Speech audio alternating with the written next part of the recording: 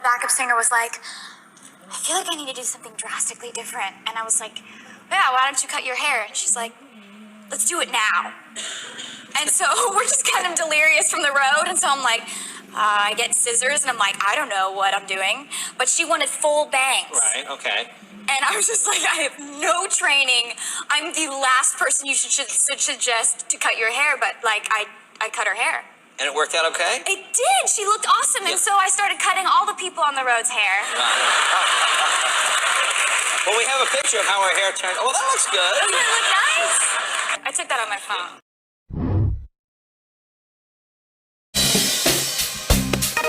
Baby, one more time, by Britney Spears. It's Nelly, it's Nelly, it's Nelly. It's hot in here. Ah! Kiss me, sixpence none the richer. Oh my God! Yes! You even got the band?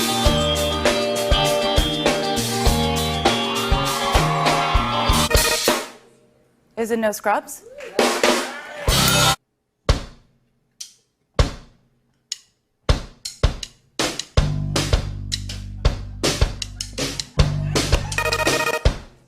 Shake it off?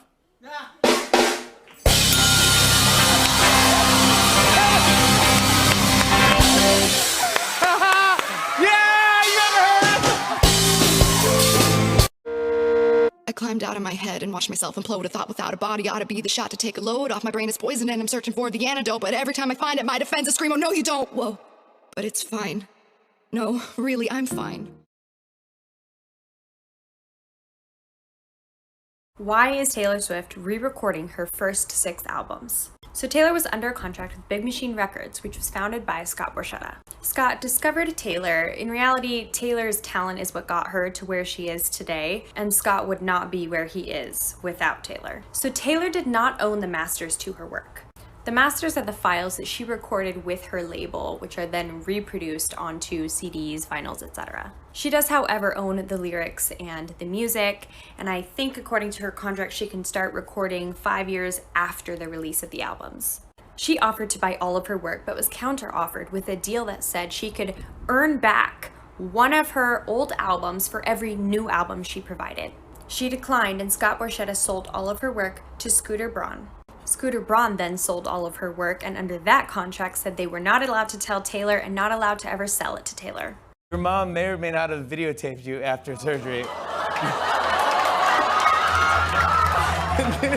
And she gave us the video. For the television?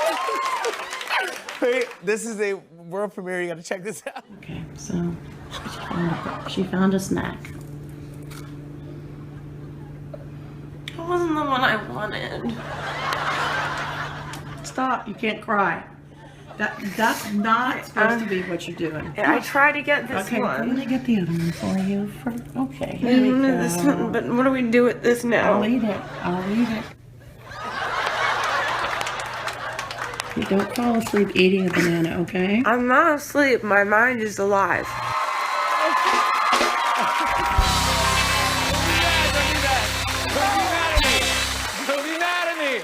I made some calls. Oh my God. I made some calls. That's on television.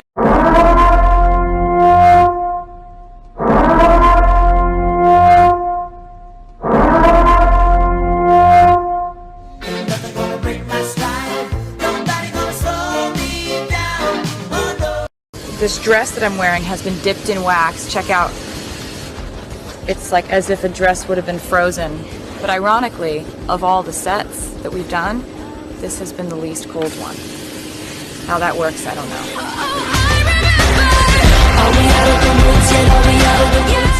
Some of the people you've been with, like John Mayer, claims your hit song, Dear John, was about him and he felt humiliated. Oh, come on. Do you ever hear from these dudes like, yo, Taylor, guess what? I didn't really appreciate this. Do they ever get in touch with you? Well, some of them like to write really long emails. Oh, really? Mm-hmm. Have you ever written a song that was so mean you couldn't release it? Like, like a burn book? Like, when you're really angry, you write a letter and you just put it in a drawer. Have you ever done that with a song? No, I just put those on my albums. Okay, there you go. What advice would you give to anyone who wants to become a singer? Get a good lawyer. Why sing to the haters? When they stop coming for me, I will stop singing to them. Can somebody ask you out? Yeah, I mean, they can. Sorry, was I loud? In my own house that I bought with the songs that I wrote about my own life? If you give people 0 to talk about, anything multiplied by 0 is still 0. It's just math. I, for real, like, don't have a boyfriend. I sit by myself and I watch Law and Order. What do you think is the most important life lesson for someone to learn? That karma's real. Lately, I've been focusing less on doing what they say I can't do and more on doing whatever the hell I want.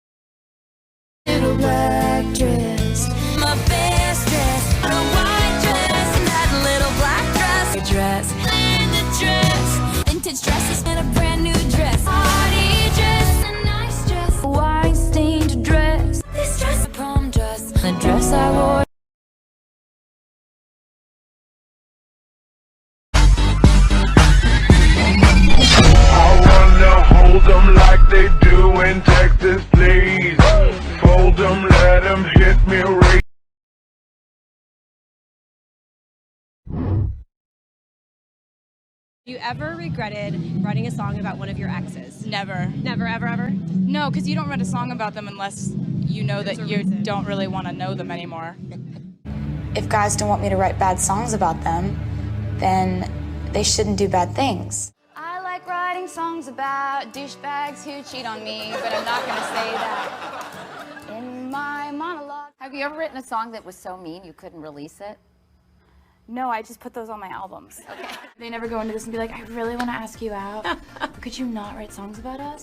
They say that when we're breaking up, and they're like, you better not write a song about this. And I'm like, oh, I won't, and then I do. Little black dress, my best dress, a white dress, and that little black dress. In the dress, vintage dresses and a brand new dress. Party dress, a nice dress, a wine-stained dress. This dress, a prom dress, the dress I wore.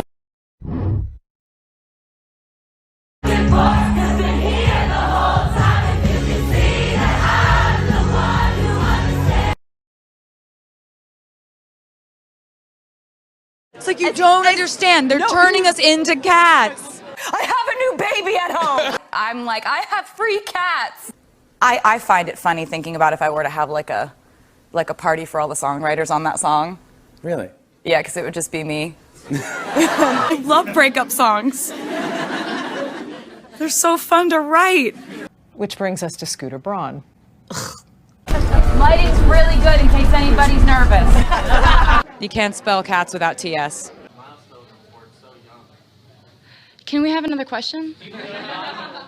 Oh, so many people would frame me. Don't lie on the radio. No, it wasn't. Don't lie. But You see someone you hate. Look at me. I wouldn't survive in jail. It's a bright, happy album. Yeah, it definitely is. It's yeah, I'm in a much better mood. I'm going to get my groceries in New York because I'm just a girl in a big city. Taylor Swift. Fearless. Speak now. Red. 1989. Reputation. Lover. Folklore. Evermore.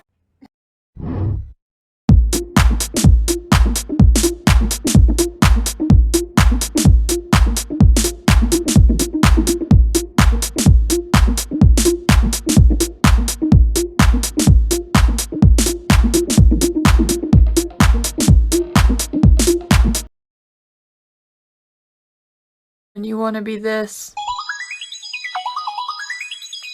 But you also want to be this.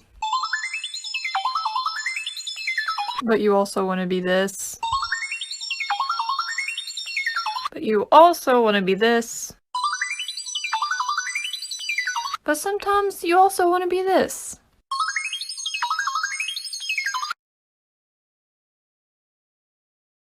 And you're going to have people who are going to say, oh, you know, like she just writes songs about her ex-boyfriends. And I think, frankly, that's a very sexist angle to take. No one says that about Ed Sheeran. No one says it about Bruno Mars. They're all writing songs about their exes, their current girlfriends, their love life, and no one raises a red flag there.